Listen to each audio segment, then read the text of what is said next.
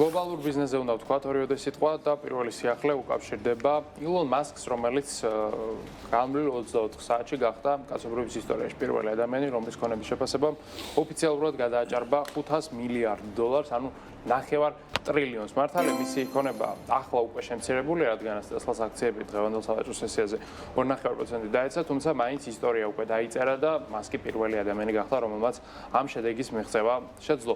Სხვადასხვა ანალიტიკოსები იმას ამბობენ, რომ მასკი შეიძლება გახდეს პირველი ადამიანი, რომელიც ტრილიონიან ნიშნულს მიაღწევს თავისი ქონების შეფასებით და ეს არა უბრალოდ Tesla-თ იქნება გაფერმებული, არამედ SpaceX-ით და XAI-ით, რომელთა საკონტროლო პაკეტები ასევე ილონ მასკს ეკუთვნის, ხული აქციონერია, შესაბამისად, თუკი ის კომპანიებიც ისეთივე ზრდას დადებენ, როგორც აჩვენა თავის დროზე Tesla, მაშინ ძალიან მარტივად შეიძლება წარმოვიდგინოთ სცენარი, სადაც მასკის ქონება უკვე იქნება ტრილიონი დოლარი. ხო, მით უმეტეს თუ გავითვალისწინებთ იმას, რომ AI მიმართულებით საკმაოდ დიდი ბუმია და ამას ადასტურებს ისიც, რომ ხელოვნური ინტელექტის შექმნაზე ფოკუსირებული სტარტაპის OpenAI შეფასება ახალ რეკორდულ ნიშნულამდე გაიზარდა, ეს არის $500 მილიარდი.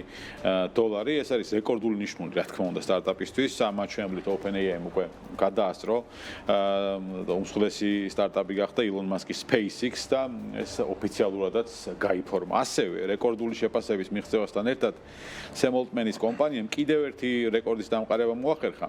ეს არის სტარტაპის ყველაზე სწრაფი ზრდის ტემპი. ასეთი სისწრაფით სტარტაპი ისტორიაში არასოდეს გაზრდილა და ამ ზრდის ტემპის გამეორებაც ალბათ დიდი ხნის განმავლობაში ცოტა წარმოუდგენელი იქნება.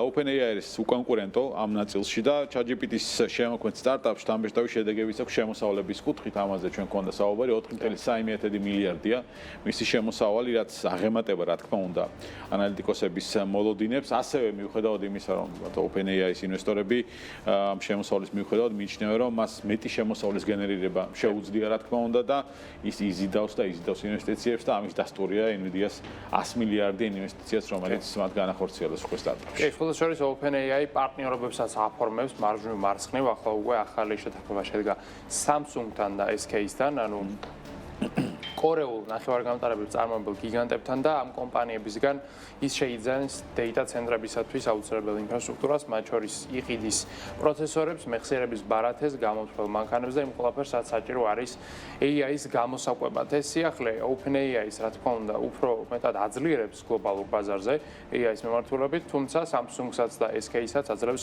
დიდი შემოსავლის სტაბილურად მიღების შესაძლებლობას, ამიტომაც ინვესტორებმა ეს სიახლე საკმაოდ პოზიტიურად მიიღეს. Samsung-ის აქციები 3.5%-ით გაიზარდა, SK-ის კი დაახლოებით 10%-ით. ესეთ პარტნიორობებს დარწმუნებული ვარ, რომ OpenAI კიდევ ბევრ კომპანიასთან გააფორმებს, რადგანაც როგორც Altman-ი ამბობს, დღეს დედამიწაზე ფიზიკურად არ არის იმდენი კომპიუტერი, რამდენიც ChatGPT სჭირდება, ამიტომაც ყველა ვინც რამეს აწარმოებს, სავარაუდოდ ერთ დროს გახდება OpenAI-ის პარტნიორი.